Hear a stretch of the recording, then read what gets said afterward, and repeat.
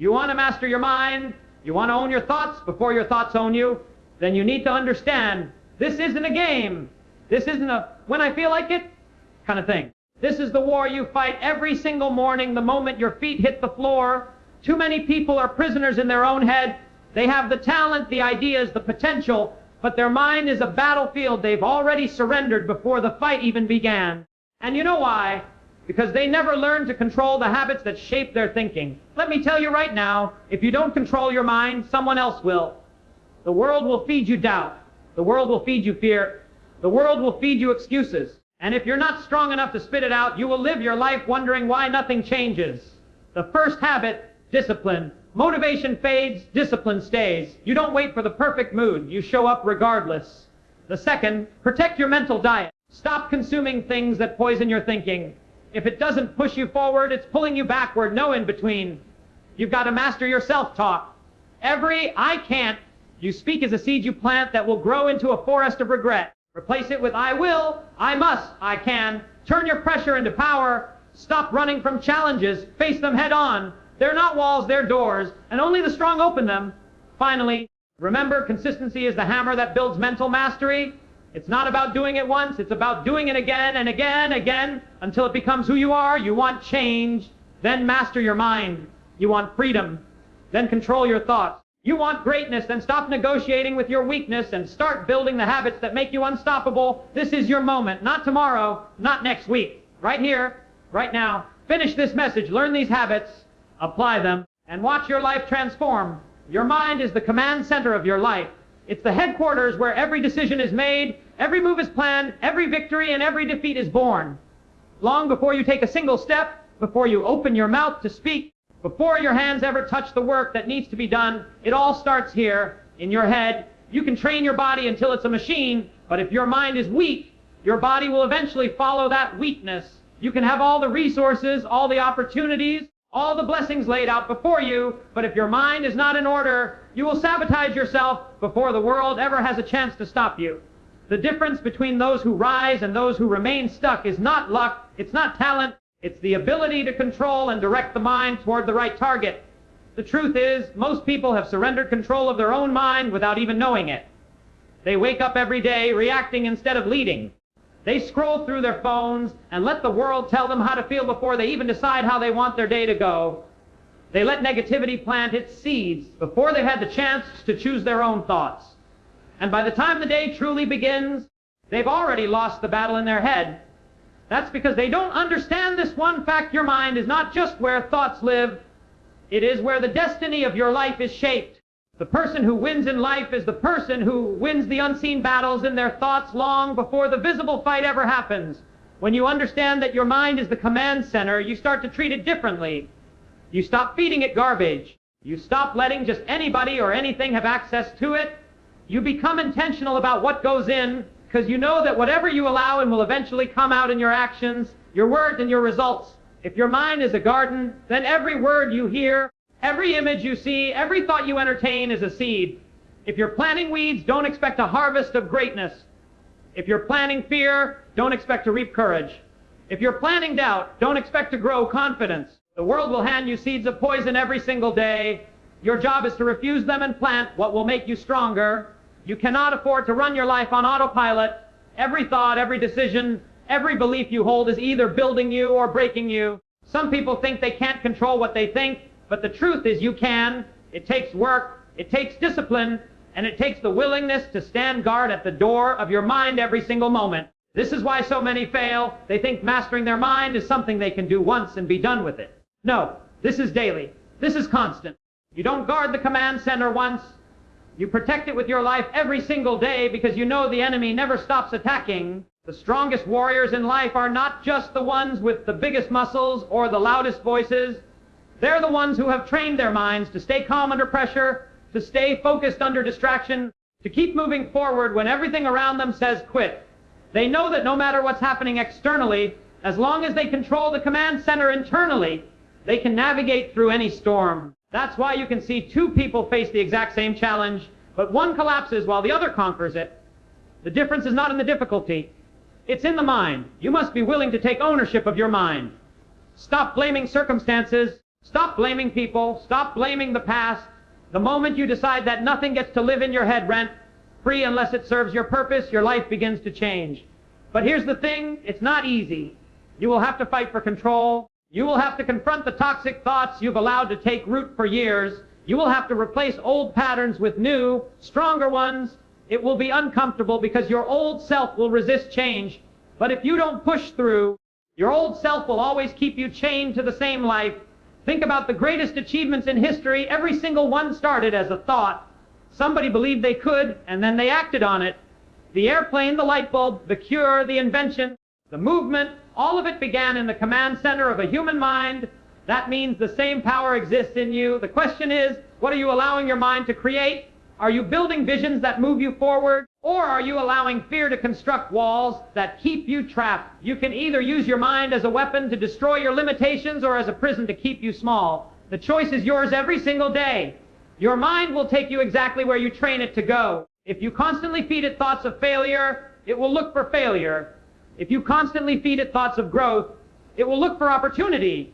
You can't master your life until you master your thoughts. You can't lead others until you can lead yourself. You can't conquer the world if you can't conquer the battlefield inside your own head. And the reality is, life is going to test you. It's going to throw chaos, heartbreak, rejection, and setbacks at you. But when your mind is the command center, you decide how to respond. You decide how the story ends. So, I'll tell you this. Guard your mind like it's the most valuable treasure you own, because it is. Your mind will create the life you live. If you allow it to be polluted, you will live in confusion. If you train it with purpose, you will live with power. Every time you choose what to think, you're giving orders to the rest of your life. Make those orders count. Be the commander who leads with strength, vision, and discipline, and watch as your life begins to reflect the greatness that started in your head. Discipline is the backbone of mastery. It is the force that keeps you moving when the fire of motivation burns out, when the excitement fades, and when the path ahead is covered in shadows. Motivation can start the engine, but discipline drives the journey all the way to the destination. Too many people rely on feelings to determine their actions. They say, I'll do it when I feel ready, or I'll start when the time is right. But the truth is, the time will never be perfect, the feeling will never always be there, and if you wait on motivation to carry you, you'll quit the moment the road gets rough. Discipline doesn't ask how you feel, it commands you to do what needs to be done regardless. The people who achieve greatness are not necessarily the ones who feel inspired every day. They are the ones who have trained themselves to show up even when they don't want to. They lace up their shoes when they'd rather sleep in. They study when they'd rather be distracted. They work when they'd rather rest. That is what separates the dreamers from the doers. Motivation is an emotion. Discipline is a decision. Motivation can be swayed by circumstances, but discipline stands firm no matter the weather. When the storms come, and they will, discipline keeps you on course. When you commit to discipline, you commit to a standard that does not bend to your moods. You understand that action must come before inspiration, not the other way around. Too many wait to feel good before they move, but the truth is, movement creates the feeling. Success is not built on occasional bursts of energy. It is built on consistent, deliberate action. And discipline is what makes that consistency possible. Without it, you'll start 100 things and finish none. Without it, you'll live a life of half-built bridges, always starting over, never crossing to the other side. Discipline is also a test of your integrity. It is easy to keep promises to others because you fear the judgment that might come if you fail them. But the real question is, can you keep promises to yourself when no one is watching? Can you get up early and put in the work when there's no applause waiting for you? Can you make the hard choice when the easy one is right there tempting you? That's the battlefield where most people lose. They will show up when the crowd is there, but they vanish when it's just them and their own willpower. Discipline means you are accountable to yourself first, because you know that if you can't trust yourself, you can't truly lead yourself. This is why discipline often feels uncomfortable. It requires sacrifice. It means saying no to temporary pleasure for the sake of permanent gain. It means missing out on what everyone else is doing so you can do what no one else is willing to do. It means choosing the grind over the couch, choosing focus over distraction, choosing progress over excuses. And here's the truth. Discipline is not punishment. It is the highest form of self-respect. It is telling yourself, I am worth the effort. My future is worth the price I'm paying right now. Every act of discipline is an investment, and the returns will always outweigh the cost. There will be days you feel like quitting. There will be days when the voice in your head tells you to stop, to rest. do it tomorrow. But discipline has no patience for tomorrow. Discipline demands now. When your mind tells you to quit, discipline tells you to push. When your body feels heavy, discipline makes you take one more step. When your spirit feels low, discipline reminds you of why you started in the first place. And that is why it's stronger than motivation, because discipline will carry you through the valley when motivation would have left you behind. Think about the champions, the leaders, the game changers in history. They were not always motivated. They had days of doubt, days of exhaustion, days of boredom, but they understood that the difference between winning and losing is not found in how you feel. It's found in what you do in spite of those feelings. They built habits so strong that action became automatic. They didn't ask themselves, do I feel like it? They simply did it because it had to be done. That's where mastery is forged, in the repetition, in the small daily choices, in the refusal to break your own rules. Discipline doesn't just build success, it builds character. It teaches you patience, it sharpens your focus, and it gives you the resilience to withstand pressure. Without discipline, even the most talented person will fall apart under stress. With it, even the most average person can achieve extraordinary things. Because talent might open the door, but discipline is what keeps you inside the room long enough to prove you belong there. But you have to understand this. Discipline is a muscle. The more you use it, the stronger it gets. At first, it will feel heavy. You'll want to quit. You'll want to negotiate with yourself. You'll want to justify why skipping today is okay. But every time you give in, you make it harder to stand strong tomorrow. And every time you follow through, you make it easier to do it again. Over time, discipline becomes your default setting. You stop fighting yourself because doing the work becomes a part of who you are.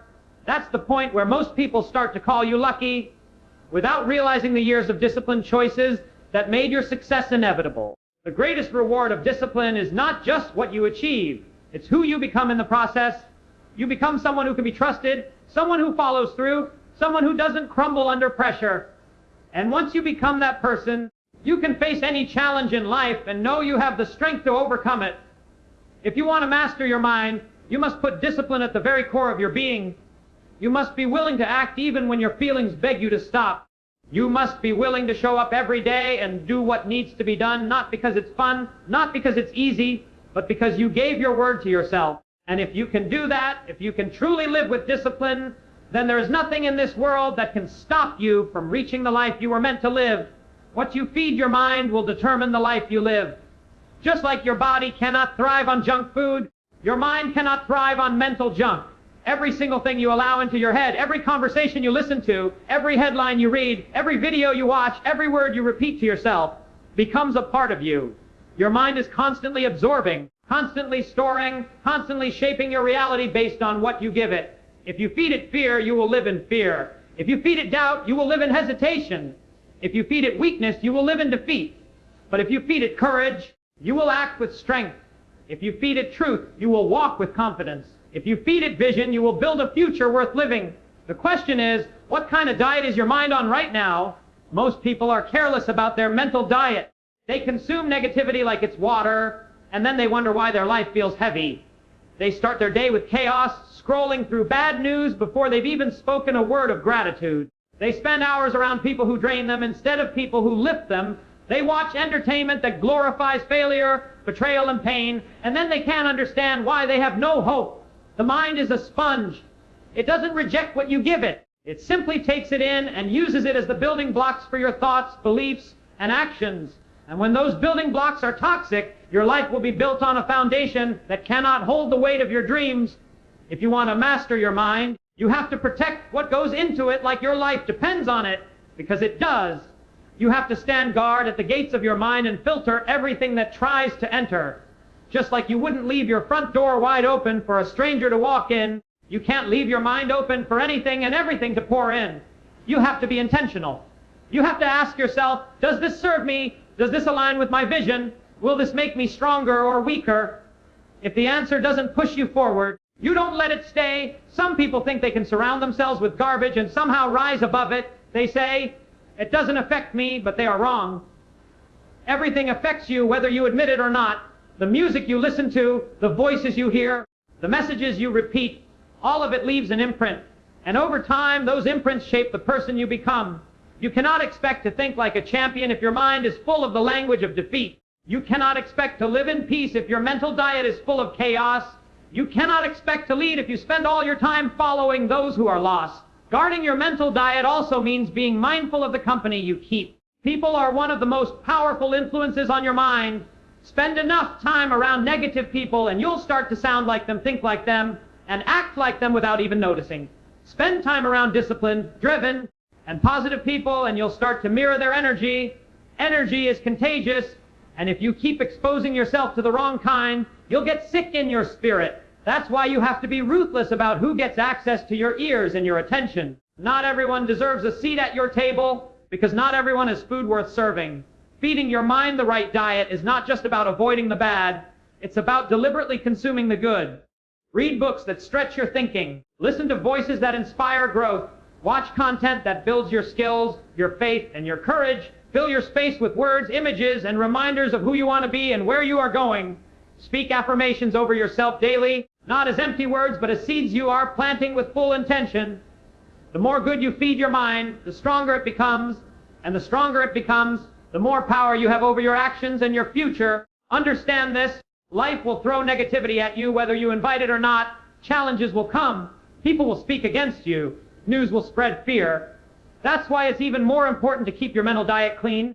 You need your mind strong enough to process the hard times without breaking. You need your mind so well fed with strength, wisdom, and hope that when trouble comes, it finds no weakness to exploit. That is the power of a disciplined mental diet. It makes you unshakable. At first, changing your mental diet will feel uncomfortable. If you're used to filling your mind with distractions, gossip, or mindless entertainment, you might feel restless when you remove them.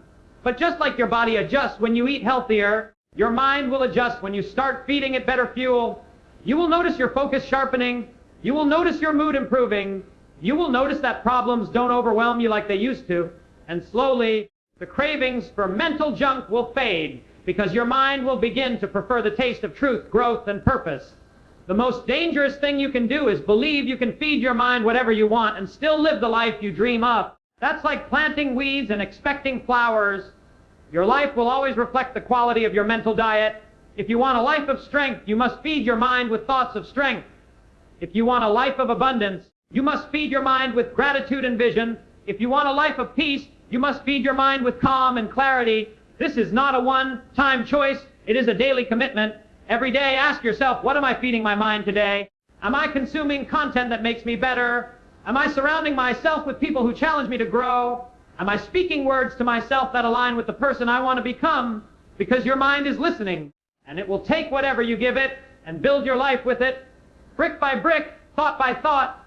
The truth is the life you are living right now, the result of the mental diet you've been feeding yourself for years. If you don't like what you see, change what you feed your mind. You are not a victim of your environment. You are the gatekeeper of your thoughts. Start guarding those gates like your future depends on it, because it does. And once you do, you will realize that the strength to change your life has been in your hands all along. It just needed the right fuel to come alive. The voice you hear the most in life is not your family, your friends, or your mentors. It's your own. From the moment you wake to the moment you close your eyes, your inner voice is speaking, guiding, and influencing every decision you make. The question is it building you or breaking you? The words you speak to yourself shape your confidence, your courage, and your capacity to act. If you constantly tell yourself you can't, you won't. If you constantly tell yourself you're not enough, you'll live like you're not enough. But if you speak to yourself with power, with truth, and with belief, you'll walk into situations others fear and conquer them. Your self-talk is the script your mind follows, and your life will always move in the direction of that script. Most people don't even realize how destructive their self-talk is. They've been repeating lies to themselves for so long that they believe them. I'm not smart enough. I'll never succeed. I'm always going to struggle. These statements aren't just words, they are chains. Every time you speak them, you tighten the lock around your own potential. And the tragedy is, most of these lies didn't even start with you. They came from someone else's criticism, from a failure you once experienced, from a moment in your past where you didn't win. But instead of rejecting them, you adopted them, and now they live inside you as if they are truth. The first step to mastering self-talk is awareness. You have to listen to yourself. Pay attention to the words you use when you face a challenge, when you make a mistake, when you think about your future. Are you speaking life or death into your own spirit? Are you encouraging yourself to rise? Or are you giving yourself permission to stay on the ground? Once you hear how you've been speaking, you can start to change it. And understand, this is not about empty positivity. It's about telling yourself the truth in a way that fuels action. You don't have to say, everything is perfect when it's not, but you can say, I have the strength to face this, because that's real. Your self-talk has the power to turn fear into focus. When you stand before something intimidating, your inner voice can either say, I'm not ready for this, or I've prepared for this moment. It can either say, this is too big for me, or this is my chance to grow. The situation doesn't change, but the way you approach it does, and that difference in approach often determines whether you win or lose. Champions speak to themselves like champions. They don't let fear narrate their story. They take control of the pen and write the words that push them forward. Changing your self-talk is not a one-time event. It's a daily discipline. Just like a muscle, the more you train it, the stronger it gets. At first, it might feel unnatural to speak power over yourself. If you spent years tearing yourself down, it might feel strange to say, I can, when you've been saying, I can't, for so long. But with repetition, your mind will start to believe what you tell it. And when your mind believes, your body follows, your decisions follow, your habits follow. That's why self-talk is so powerful. It's a command you give to every part of your life. Be careful not to confuse humility with self-destruction. Some people think speaking confidently to themselves is arrogance, so they downplay their strengths and magnify their weaknesses. But humility is not denying your power. It's acknowledging it without thinking you're above others. You can say, I am capable. I am strong. I am worthy of success, without stepping on anyone else. In fact, the more you affirm yourself, the more you inspire others to do the same. People are watching you, and the way you speak to yourself will give them permission to believe in themselves too. You also have to understand that mastering self-talk is not about ignoring your flaws. It's about framing them in a way that leads to growth. Instead of saying, I'm terrible at this, you say, I'm still learning, and I'm improving every day. Instead of saying, I failed, you say, I just found one way that didn't work, and now I'm closer to finding the way that does. This is not delusion. It's strategy. You're training your mind to see possibility instead of finality. You're keeping yourself in motion instead of shutting yourself down. Guard your self-talk from outside influence. The world is loud with opinions, and if you're not careful, you'll start repeating the wrong voices in your head. That's why you have to be intentional about whose words you let in. If someone constantly speaks doubt into your life, you do not give their words a home in your mind. If someone mocks your dreams, you do not let their sarcasm become your inner dialogue. You replace it with the truth you choose to believe about yourself. You choose words that make you stronger, not smaller. In moments of pressure, your self-talk can be the deciding factor between breaking and breaking through. When you're tired, when you're overwhelmed, when the goal feels far away, that's when the inner voice either becomes your enemy or your ally. If you've trained it well, it will tell you to keep going, to take one more step, to remember why you started. It will remind you of the times you've overcome before and assure you that you can do it again. That's why the work you do on your self-talk when times are good is so important. It prepares you for the times when things get hard. The truth is, you are always in conversation with yourself, whether you realize it or not. Every time you think, every time you reflect, every time you imagine, that's self-talk.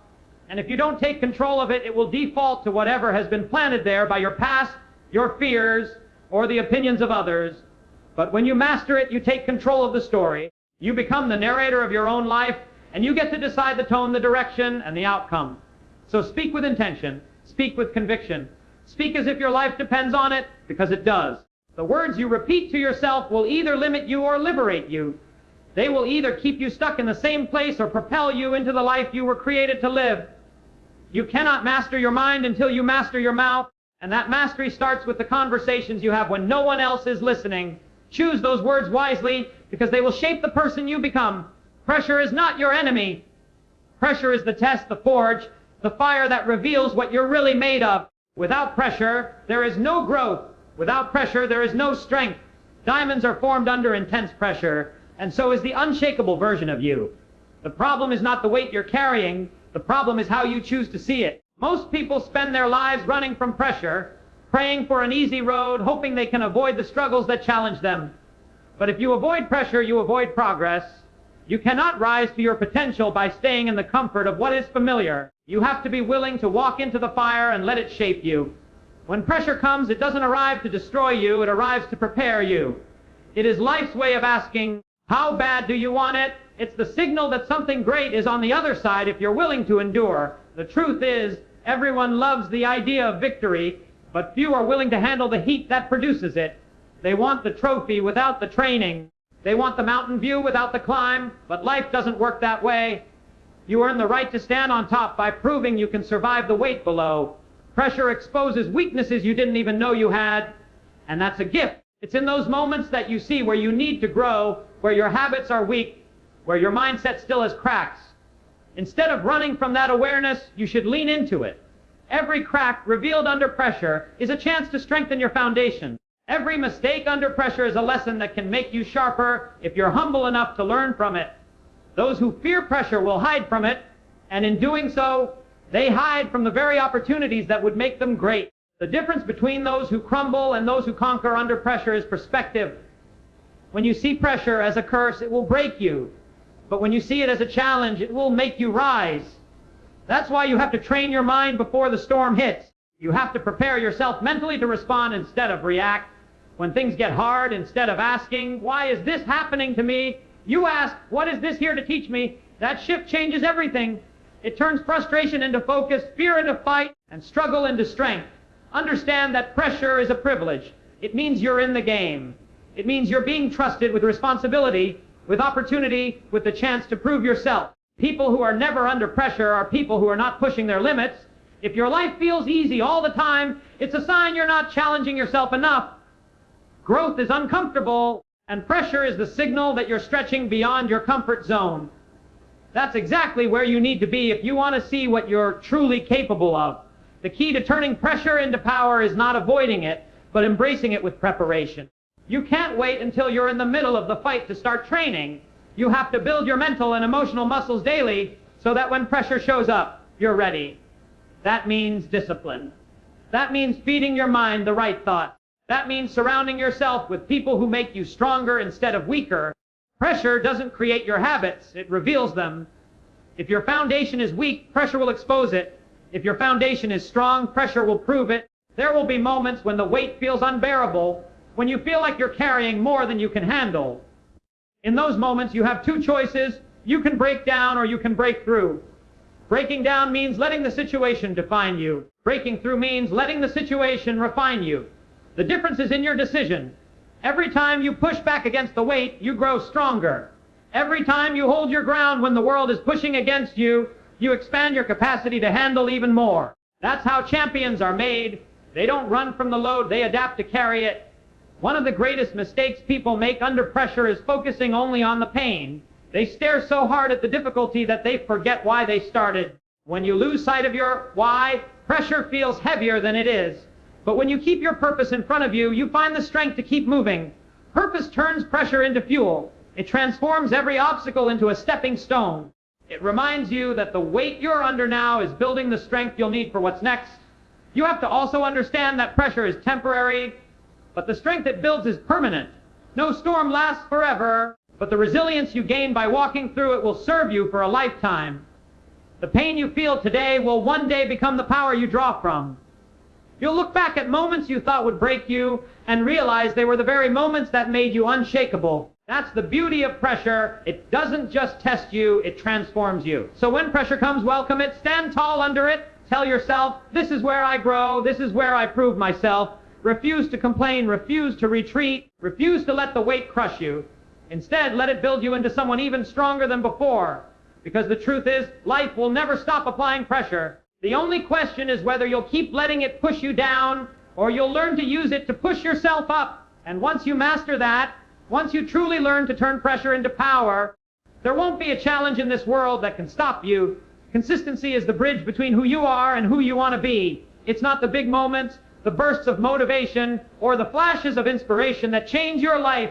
It's the small, repeated actions you take every single day. The truth is, most people know what to do. They've read the books, heard the speeches, seen the examples. But knowledge without consistency is worthless. You can have the perfect plan, the clearest vision, the strongest desire, but if you don't show up day after day, none of it will matter. Consistency is what turns effort into progress and progress into mastery. Without it, you'll always be starting over. The problem is most people only work when they feel like it. They treat success like a mood instead of a mission. They give their all for a week, maybe a month, and then they disappear when things get hard, boring, or uncomfortable. But the ones who truly master their craft understand that consistency means showing up no matter what. It means doing the work when you're tired, when you're discouraged, when no one is watching, and when no one is clapping. It means committing to the process long before you see the results. Consistency is not glamorous. It's not exciting most of the time. It's the quiet grind, the uncelebrated repetitions, the discipline to keep going when progress feels invisible. That's why so many fail. They expect instant results, and when they don't see them, they stop. But the harvest doesn't come the day you plant the seed. Growth is invisible at first. The roots are forming before the fruit ever appears. And if you give up during that hidden phase, you'll never see the reward your effort was building toward. What you do once in a while will not shape your life. What you do repeatedly will. Every action you repeat becomes a habit, and every habit builds your character. If you repeatedly skip the work, you train yourself to quit. If you repeatedly face the work, no matter how you feel, you train yourself to persevere. Consistency rewires your identity. It turns, I'm trying to, this is who I am. You no longer have to convince yourself to act. You act because it's a part of you. One of the greatest benefits of consistency is momentum. At first, starting is the hardest part. You have to fight through resistance, doubt, and inertia. But if you keep showing up, you begin to build momentum, and momentum makes the work easier. It's like pushing a heavy wheel. The first few pushes take the most strength, but once it starts moving, it begins to carry itself. This is why you can't afford to stop once you start gaining momentum. Every time you quit, you have to start over, and starting over is far harder than just continuing. Consistency also builds trust with yourself and with others. When you keep showing up, you prove to yourself that you can be relied on. You stop doubting your own commitment because you've seen yourself follow through. And when others see your consistency, they begin to trust you as well. Opportunities come to people who can be counted on. No one bets on someone who shows up randomly. The world rewards those who are dependable, and that dependability is born from consistency. But you have to guard against one trap, the belief that consistency means perfection. You will have off days. You will miss a step. You will have moments where things don't go as planned. Consistency doesn't mean never failing. It means never staying down when you fail. It means getting back on track quickly instead of letting one bad day turn into a bad week and a bad week into a bad month. The people who win are not the ones who never fall. They are the ones who keep getting up. Consistency is also about patience. You can't demand immediate results from a process that was meant to take time. Every worthwhile goal is built in layers, and you can't skip the steps. If you plant a tree today, you don't get shade tomorrow.